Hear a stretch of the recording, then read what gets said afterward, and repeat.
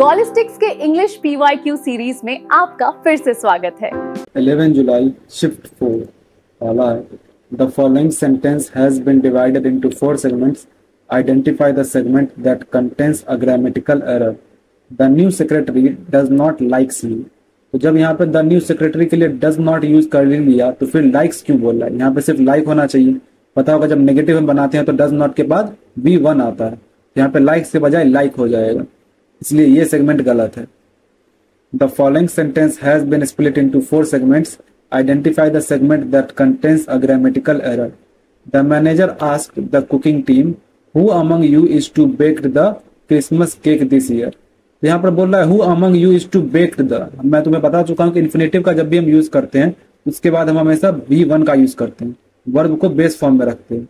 यहाँ पे बेक्ड नहीं होगा बल्कि बेक होगा कि तुम में से कौन जो है क्रिसमस केक इस साल बनाने वाला है, यहाँ पे बेक हो जाएगा, तो इसलिए ये थर्ड सेगमेंट गलत है। Select the grammatically incorrect sentence.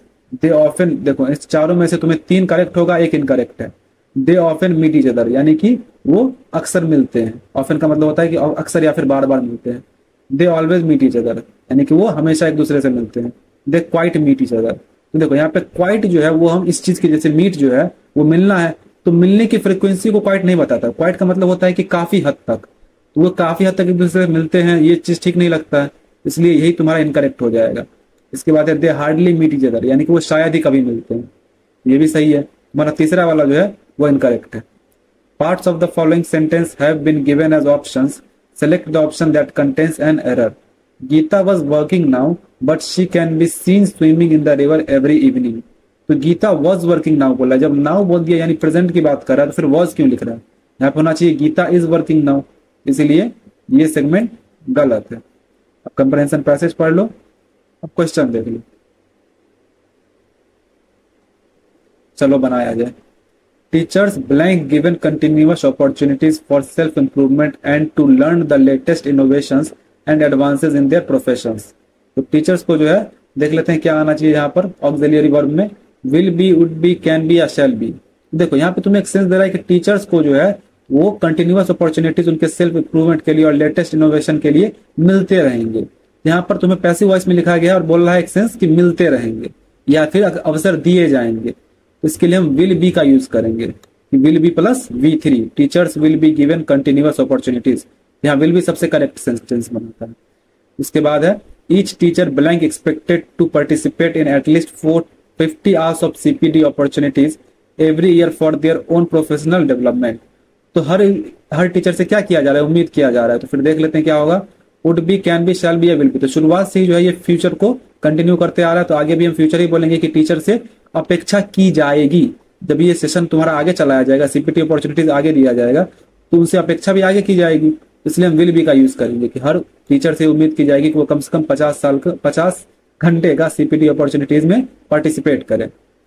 उसके बाद है driven blank their own interest. तो वो जो CPT अपॉर्चुनिटीज होगा जिसमें वो लोग जब ये 50 आवर्स यानी 50 घंटे वो पार्टिसिपेट करेंगे, वो किस चीज से संचालित होगा? तो उनके अपने इंटरेस्ट से। तो उनकी अपने इंटरेस्ट से या फिर हम बोल सकते हैं उनके अपने इंटरेस्ट द्वारा संचालित होगा। जब भी किसी चीज या फिर किसी वस्तु के द्वारा संचालित होने की बात करते हैं तो हम ड्रिवन बाय का यूज करते हैं। यहाँ पे ड्रिवन बाय हो जाएगा कि driven by their own interest. ठीक, देखो फ्रॉम, जैसे मैं बोल दिया कि अब उनके अपने इंटरेस्ट से संचालित होगा। तुम बोलोगे से को तो इंग्लिश में फ्रॉम कहते हैं, तो फ्रॉम देखो फ्रॉम हम तब यूज करते हैं जब किसी चीज का स्रोत या उत्पत्ति दर्शाना, लेकिन यहाँ पर ये नहीं बता रहा। यहाँ पे ये बता रहा है कि किस चीज से वो, यानी कि किस चीज के द्वारा वो संचालित हो, उसके लिए हम बाय का ही यूज करेंगे। इसके बाद है CPD opportunities will in particular blank cover the latest pedagogies regarding foundational literacy and numeracy. तो CPD अपॉर्चुनिटी जो है वो किन किन चीजों को कवर करेगी? तो लेटेस्ट पेडागॉजीज, यानी कि तुम्हारा जो लेटेस्ट मतलब होता है ये नवीनतम, पेडागॉजी मतलब शिक्षा शास्त्र, तो नवीनतम शिक्षा शास्त्रों को कवर करेगी। यहाँ पर तुम्हें बता सकता है किस तरह से कवर करेगी, तो देख लेते हैं। सिस्टमेटिकली, रफली, पार्शियली या केयरलेसली। तो सिस्टमेटिकली सबसे करेक्ट सेंस बनाता है कि CPD अपॉर्चुनिटीज जो है वो जो लेटेस्ट पेडागॉजी जो उनको सिस्टमेटिकली कवर करेगी। सिस्टमेटिकली मतलब व्यवस्थित रूप से, यही सबसे करेक्ट सेंस देता है। रफली मतलब होता है मोटे तौर पे, पार्शियली मतलब आंशिक रूप से, और केयरलेसली मतलब लापरवाह से। तो ये तो तुम्हारा जब नीति की बात कर रहा है, किसी पॉजिटिव नीति की बात कर रहा है, तो उसमें हम नेगेटिव क्यों घुसाएंगे? सिस्टमेटिकली करेक्ट हो जाएगा। उसके बाद है literacy and numeracy, formative and adaptive assessment of learning outcomes, competency based learning and related pedagogies, blank experiential learning, arts integrated, sports integrated। तो देख लो यहाँ पर जो है competency based learning and related pedagogies, इसके बाद इसका जो है एग्जाम्पल बताने लग गया कि experiential learning, arts integrated। देख लेते हैं क्या होगा, for as, same as, such as या from as। जब भी हम एग्जाम्पल बताने के लिए यूज करते हैं तो उसके लिए हम such as का यूज करते हैं, such as experiential learning, arts integrated, sports integrated, इसलिए यहाँ पे such as आ जाएगा। इसके अलावा है फॉर एज, तो फॉर एज का हम यूज करते ही नहीं है। सेम एज, सेम एज मतलब होता है उसके जैसा ही, और फ्रॉम एज का भी नहीं यूज करते हैं। Select the most appropriate option that can substitute the underlined segment in the given sentence. Well I prefer eating at home from eating out. तो मैं बहुत बार बता चुका हूँ कि prefer, junior, senior, superior, inferior, इन सब के साथ हम टू का यूज करते हैं, ना कि फ्रॉम का। हो जाएगा I prefer eating at home to eating out, इसलिए इसे तुम फोर्थ नंबर से सब्स्टिट्यूट कर दोगे। Select the most appropriate option that can substitute the underlined segment in the given sentence. I opened the box beneath the table and took off a book, the materia medica। तो क्या बोला कि उसने box को खोला और उसमें से जो है किताब निकाला। तो जब भी हम किसी बंद चीज में से किसी चीज को निकालते हैं तो उसके लिए हम टेक आउट का यूज करते हैं, इसलिए यहाँ पे टेक आउट का V2 टुक आउट यूज हो जाएगा, तो ये तुम्हारा इससे सब्स्टिट्यूट हो जाएगा। Choose the option that best describes the meaning of the idiom and phrases underlined in the given sentence. A jack of all trades cannot survive in the world of specialization। तो Jack of all trades मतलब होता है कि जिसको बहुत सारी चीजें आती हो, बहुत सारे काम जानता हो, लेकिन किसी भी चीज में वो माहिर ना हो। इसका हो जाएगा a person who can do many things but is not an expert in any. यानी कि वो बहुत सारे काम जानता है लेकिन किसी में भी माहिर नहीं है, विशेषज्ञ नहीं। Rectify the sentence by selecting the correct spelling from the options. The advertisement of vacancies in education sector has received huge response. इसमें वैकेंसीज गलत लिखी हुई है, वैकेंसीज की करेक्ट स्पेलिंग होती है VACANCIES, vacancies. Select the most appropriate synonym of the given word. Candid, candid मतलब होता है स्पष्टवादी यानी ईमानदार, इसका सिनोनिम हो जाएगा ऑनेस्ट। ऑनेस्ट मतलब भी ईमानदार या सच्चा होता है। क्रूल का मतलब क्रूर, ब्राइट का मतलब चमकीला या बुद्धिमान के लिए भी यूज करते हैं, और टॉप मतलब सर्वोत्तम। Select the most appropriate antonym of the underlined word. The waters of Germany are abundant in fish, but there are few genre and species in them। तो abundant का मतलब होता है प्रचुर मात्रा में, इसका एंटोनिम हो जाएगा deficient। deficient मतलब होता है कमी, कमी यानी कि अपर्याप्त। इसके अलावा flourish मतलब होता है फलना फूलना, LA का मतलब शांत करना, और discord का मतलब मतभेद या अनबन। Based on the situation in the sentence, select the most appropriate idiom। After many years of rivalry, the two schools decided to blank and participate in a national event together। तो बहुत सारी दुश्मनी के बाद वो क्या कर रहे हैं, एक नेशनल इवेंट में साथ में पार्टिसिपेट कर रहे हैं। इट मींस दैट उन्होंने क्या किया, पुराना झगड़ा भुला दिया। इसके लिए हम यूज करते हैं बरी द हैश। बरी द हैश मतलब पुराना झगड़ा या पुरानी दुश्मनी समाप्त करना। बी इन द डोल्ड्रम्स मतलब बी इन द डोल्ड्रम्स का मतलब होता है उदास रहना या फिर मंदी में होना। गो कोल्ड टर्की, तो गो कोल्ड मतलब किसी बुरी आदत को अचानक से एकदम छोड़ देना पूरी तरह से, जैसे नशा वगैरह को एकदम तुरंत छोड़ देना। बेल द कैट, इसका मतलब होता है एक बहुत ही खतरनाक काम या फिर एक जोखिम भरे काम की करने की जिम्मेदारी लेना। Select the most appropriate option that can substitute the underlined segment in the given sentence. Do not later about the street. तो लेटर अबाउट कोई फ्रेजल वर्ब है ही नहीं। अगर तुम्हें यह बोलना है कि फालतू का सड़क पे ना आवारागर्दी करते रहो यानी इधर उधर मत घूमते रहो, इसके लिए हम यूज करते हैं लॉइटर अराउंड। लॉइटर अराउंड मतलब होता है कि बिना किसी उद्देश्य के इधर उधर घूमते रहना यानी आवारागर्दी करना। तो ये तुम्हारा करेक्ट हो जाएगा कि सड़क पे फालतू का आवारागर्दी मत करते रहो। फिर select the most appropriate option to fill in the blank. The artist received a blank from the audience. तो आर्टिस्ट क्या रिसीव कर सकता है, bunch of applause, plenty of applause, handful of applause या फिर राउंड ऑफ अप्लॉज। तो round of applause जो है ये तुम्हारा एक कॉलोकेशन है, जो मैं बहुत बार बता चुका हूँ कॉलोकेशन के बारे में, साथ में यूज किए जाते हैं वर्ड्स। तो ये राउंड ऑफ अप्लॉज यहाँ पे हो जा रहा है यानी कि ताली बजाने का एक गूंज, तालियों की एक गूंज जो है ऑडियंस की तरफ से उसे रिसीव हुआ।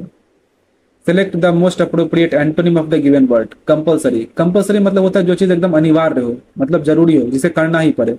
इसका एंटोनिम हो जाएगा ऑप्शनल। ऑप्शनल मतलब जो चीज वैकल्पिक हो यानी तुम्हारी इच्छा पे, तुम्हारा मन हो करो, नहीं मन ना करो। फुल फ्लेज मतलब होता है पूरी तरह से विकसित या पूरी तरह से स्थापित। फैक्शनल का मतलब गुटी है यानी गुट में बना हुआ, और रिलायबल का मतलब होता है भरोसेमंद। Select the most appropriate antonym of the underlined word in the given sentence. The athlete looked unsettled before the race. Unsettled का मतलब होता है थोड़ा सा एंक्शियस टाइप यानी बेचैन, थोड़ा चिंतित। तो इसका एंटोनिम हो जाएगा कॉन्फिडेंट। कॉन्फिडेंट मतलब होता है एकदम आत्मविश्वासी। टेंजेंट मतलब जो है स्पर्श रेखा टाइप का होता है, मतलब विषय से भटकने के सेंस में यूज करते हैं। ट्रियम्फेंट, ट्रियम्फेंट मतलब होता है जीत का जश्न मनाना। रेटिसेंट मतलब जो ज्यादा बोले ना या फिर चुप रहने वाला।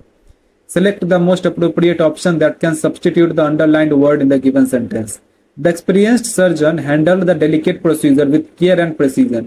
तो experienced मतलब होता है अनुभवी, तो इसको सिनोनिम बताना है यानी सब्सटीट्यूट करना है, तो हो जाएगा सीजन्ड। सीजन मतलब ये होता है कि उस चीज में अनुभवी आदमी, जिसको उसमें बहुत अच्छा तजुर्बा हो, उसमें ट्रेंड भी हो अच्छे से और तजुर्बा भी हो उसको।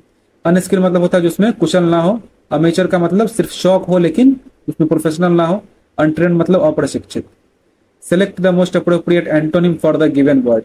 घैस्टली, तो घैस्टली मतलब होता है डरावना, भयानक, तो इसका एंटोनिम हो जाएगा प्लीजेंट। प्लीजेंट मतलब होता है सुखद या फिर प्यारा। इसके अलावा रिलैक्सिंग का मतलब होता है आनंददायक, जो उससे सुकून मिले, सुकून देने वाला। एजिटेटेड मतलब होता है उत्तेजित या परेशान, और बिटर मतलब कड़वा। Parts of the following sentence have been given as options. Select the option that contains a spelling error. I was alarmed lest we should be wrecked. वो जो है अलार्म था, अलार्म मतलब होता है कि उसे जो है डर लग रहा था, कि मुझे डर था लेस्ट कि हम कहीं रेक्ट ना हो जाए। तो रेक्ट यहाँ पे जो है गलत स्पेलिंग यूज की गई है। रेक्ट होता है कि स्पेलिंग WRECK, ये बीच में सी आना चाहिए।